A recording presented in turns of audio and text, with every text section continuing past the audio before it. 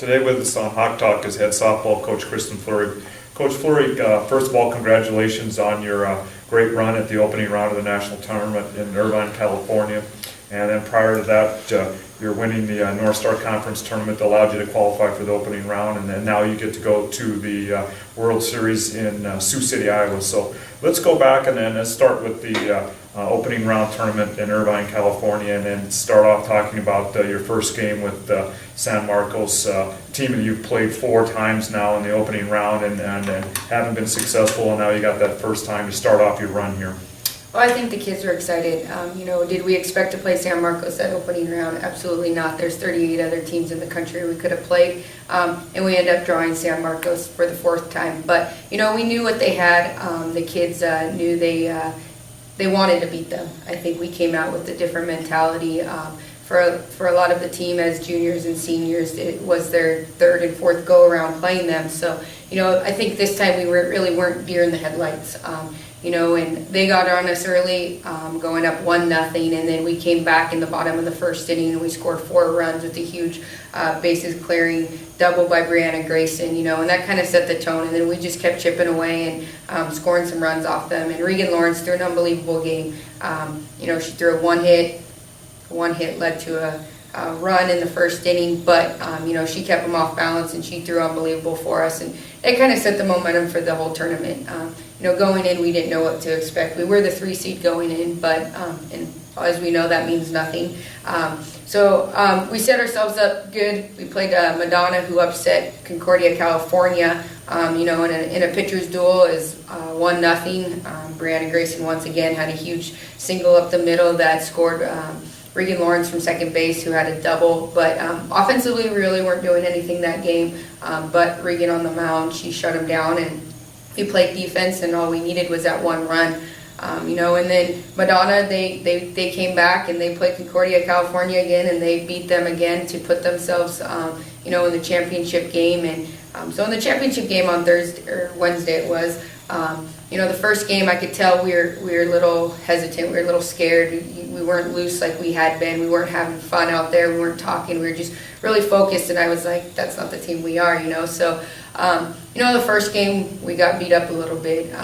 We weren't making plays on defense that we should have been making that I think would have limited some runs, and Regan started pressing a little bit. So in the 5th inning, I took her out. I brought in Alex Watson to come in and throw as a freshman, and they hit her hard, and then I brought Tiffany Morgan in, and she threw 1 pitch and got us out of the inning. But offensively, we still weren't doing anything against their pitcher. She was throwing well.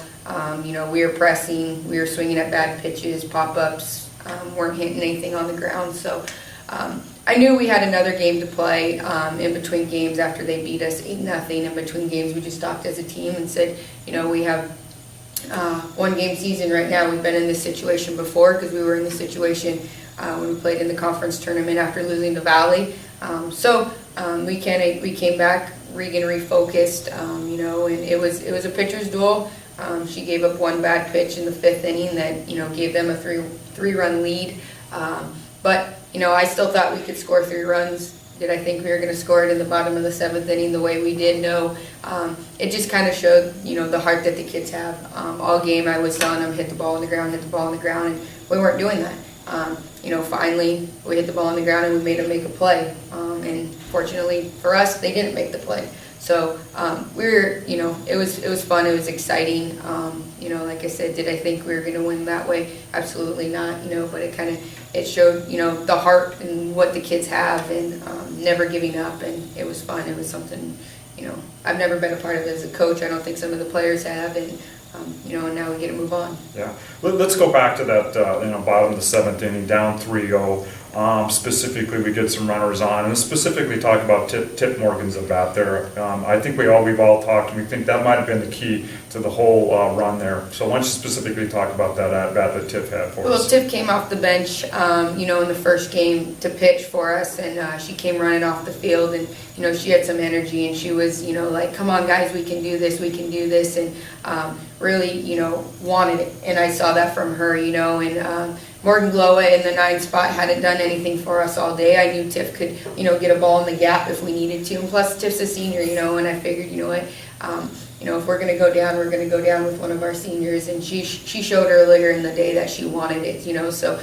I put the bat in her hands right when I said, Tiff, go grab a bat. She's like, yep, and she went up there. She watched the first pitch strike. I've had to watch it a few times to remember how the bat went, but she watches the first pitch strike, and then she starts fouling some balls off, and I mean, she's hitting them hard, and she puts one up over the fence about 2 feet foul that, could have tied the game for us, and through the whole at bat, she drew a walk.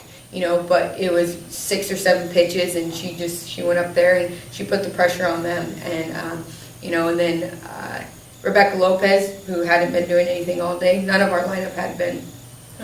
She comes up, second pitch, hits a single up the middle, scores 2. Mackenzie Kanabi, she hadn't been bunting. That's one of her main jobs in the 2 spot, and she puts a perfect bunt down that she beats out. Loads of bases again. So, everything just started clicking. Alex Vargas comes in, gets a single, in the 5-6 hole to tie the game. First pitch to Nell Laurent hits a grand slam, So it's just, like you said, Tiff's at bat really set the tone. Not only did we had 2 runners on at the time, but we were still down 3-0. And she came up there and she was swinging hard and she wanted it. And I think at that point, it really put the pressure on Madonna, and it put the energy in everybody that led behind her. They saw her up there swinging the bat, and they were like, okay, we can do this. So definitely did her at bat set the tone for us. Yeah, I think that as you look back, you can see the confidence in your team raise. So now as we move forward after that dramatic win, we look forward to the World Series in Sioux City, Iowa. We draw Oregon Tech. We're ranked or seeded number 10. They're seeded number 7. What can you tell us about Oregon Tech, and talk about the approach that you're going to take from now to this time we're taping this till you start play that first game? Well, obviously, any team that we play from here on out is going to be a good team for making it this far, So I think, we just, they played a lot of games. They hit the long ball. That's what they rely on. Their pitchers, are very similar to ours. I think if we can get on them early and get some insurance runs and give, our pitchers some confidence on the mound and some support, then, they're going to go out there and be able to throw a better game. But they do hit the long ball. They swing a bat well. And from our standpoint, I think we just need to execute. We need to execute better on the bunts. We need to push runners around the bases, get some hits when runners are in scoring position. And I think that's the basics from here on out. Like I said, any team we play is going to be good. They're going to be tough. They're going to have pitching. They're going to have offense. And we just got to go play our game and see what happens. And I think right now the kids are excited to get to this point. And as a 10 seed, hopefully maybe somebody will take us lightly, and we have nothing to lose and everything to gain from here on out. Yeah, that's true. Well, I know we're all looking for it. One thing that I want to talk to you about and congratulate you about is kind of lost on all the hurrah of this is your 200th and 201st win. We want to congratulate you on that. But more importantly, what significance does that have for you personally as a coach here at Dickinson State? Well, I think it's what the kids have done. It's the kids that have been in this program. It's everything that they have done that got me to this point. So, it's obviously, as a coach, I want more. So, I'll keep plugging away, and it's just a number. And I think it is overshadowed in this moment right now, and everything that we've done as a team this year. So, more importantly, I'm excited about what we've done and where we're going from here on out. Well, that's a great milestone. We want to congratulate you, congratulate the players that have been involved in the program, and more importantly, congratulate you on your North Star Conference win, and then in the opening round championship win. And as you go forward to the World Series, you've created a lot of excitement here, and we're all looking forward to watch you and your team. Thank you. As we continue with Hawk Talk today, we have with us senior softball player Tiffany Morgan. Tiffany, you're a senior from Columbus, Montana. If I recall, you're a criminal justice major, and coming off your opening round championship win in Irvine, California against Madonna in dramatic form.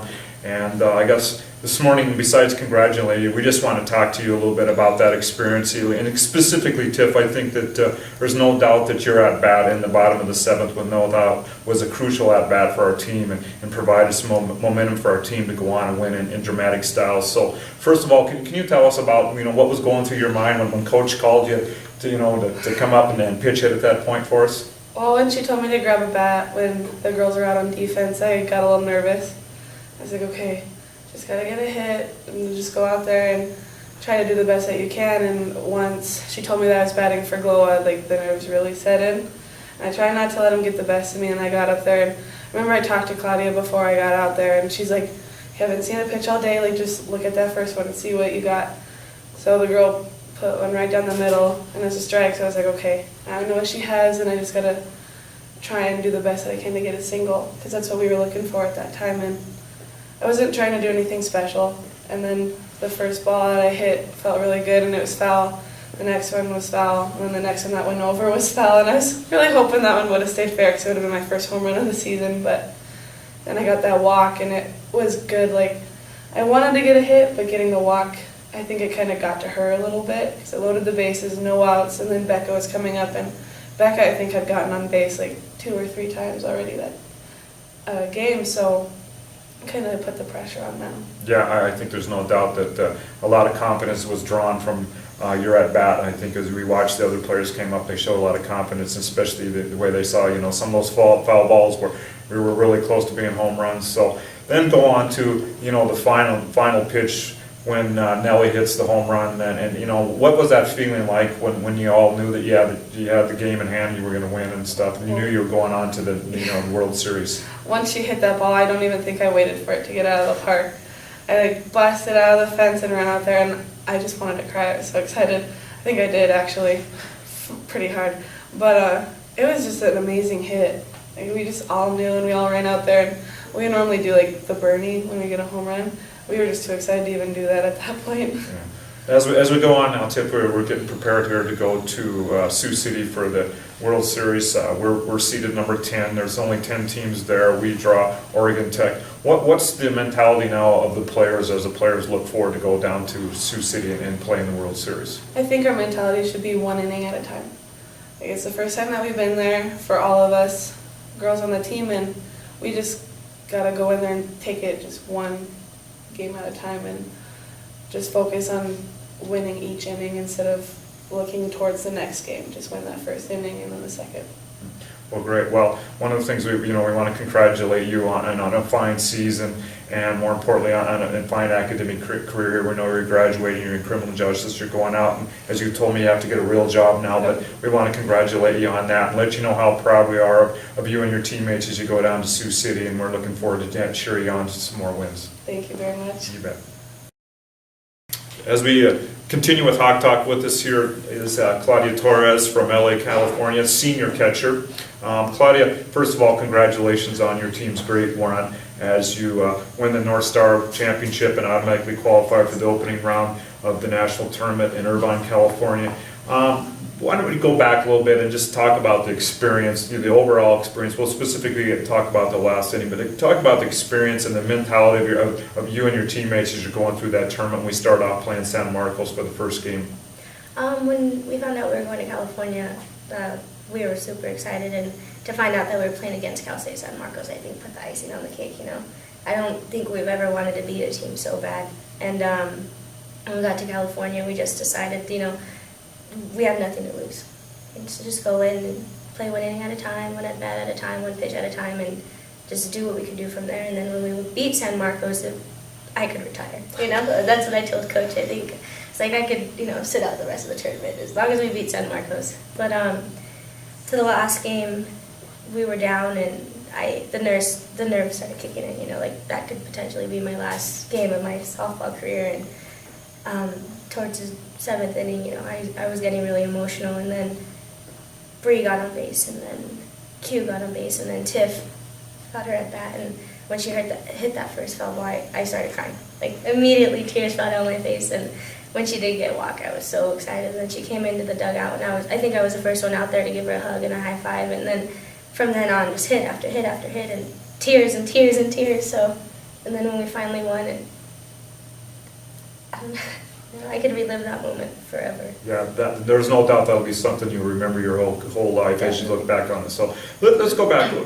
We talk about Regan Lawrence. Regan pitched one heck of a tournament, pitched all the way through, and was a winning pitcher. You have a big role in her performance, being her catcher and stuff. What's the mentality between you and Regan, and what type of things do you guys talk about when you prepare for games? And is there any special things that you two do to try to enhance her performance? Because there's no doubt that she has been an outstanding pitcher for us throughout her career. And as you look at what she did for us in the conference championship and then in the opening round, there's no doubt that she pitched fabulous. But as a catcher, you have a huge role in that too. Kind of tell us about what your role is and what type of relationship you and Regan have.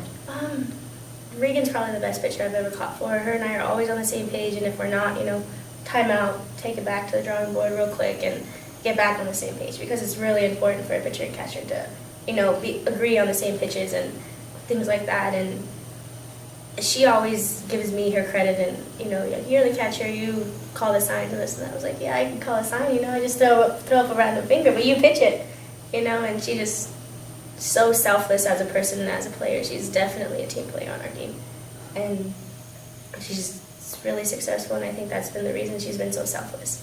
Well, that's great. Well, we want to congratulate you and your teammates, and wish you good luck as you head to Sioux City and we begin playing the World Series. And so you need to know that everybody here is really excited for you and cheering you on as you go there. Thank you.